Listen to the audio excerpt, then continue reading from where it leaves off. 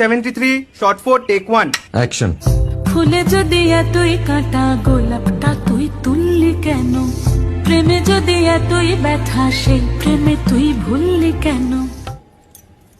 কি গো ডাইরেক্টর সাহেব, আমি তো 60 বলে দিয়েছি, কাট তো আর বলতে পারি না। এবার তুমি কাটটা বলো। Got it. Excellent shot, excellent. Madam, আপনার সাথে একজন দেখা করতে এসেছে। নমস্কার। নমস্কার। বসুন।